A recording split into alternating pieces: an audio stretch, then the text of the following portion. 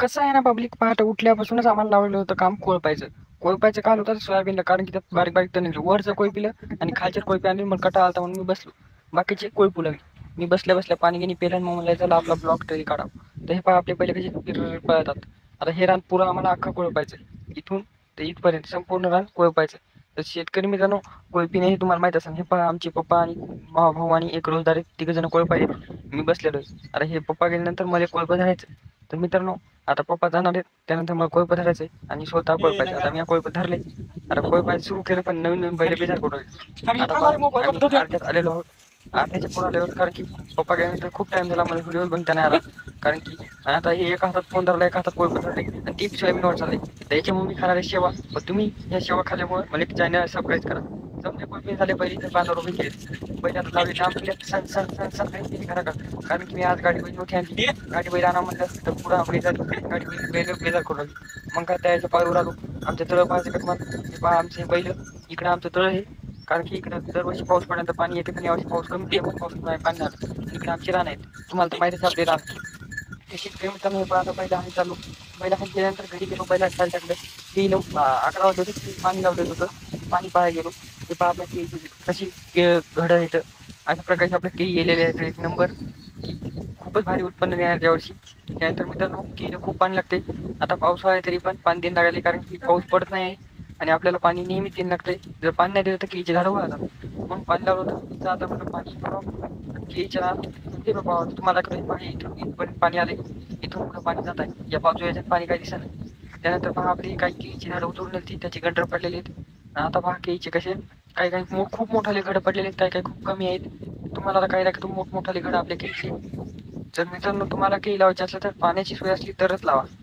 मित्रांनो, आता पहा तुम्ही हे घड केवढा आहे आपला, पानाखाली झाकून दिलता. याची केळ पण मोठ्याच आहेत.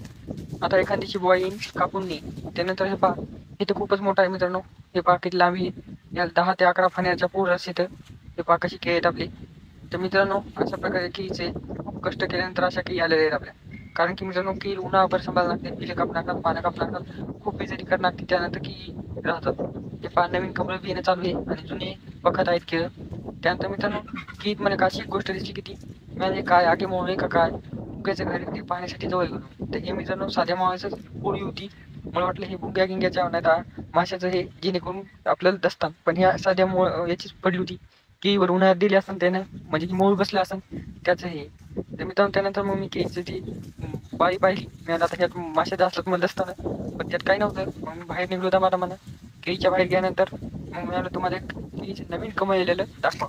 पण त्याआधी मला कळालं की पाणी चालू आहे का, पण ह्याला लाईन गेली का पाहावं. लाईन चालूच होती, आवाज येऊ लागला थोडा थोडा. हे पहा ही हळद लावलेली आणि मागून लावली. इतकं बिनं उरलं होतं, ते लावलं होतं, पण मागून बिनं पुरलं नाही आपल्याला. तर मग काय डबल लावून टाकली. हे पहा आता हे कमळ आहे. याचा तुम्हाला सिनेमॅटिक शॉट टाकतो. हे पहा किती भारी निघला. जर भारी असेल तर लाईक करा. त्यानंतर मित्रांनो घरी आलो. घरी गोरा निष्ठू मागं पाहून बोलून लागलं.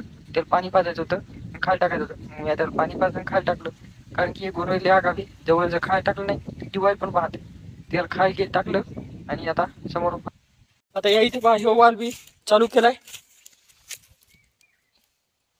समजा सिस्टमॅटिक आहे मित्रांनो. हे पहा आपल्या सोलारच्या पाट्या गिट्या आहेत आणि ही पहा ही फुल पाण्यात भरलेली आहे आपली.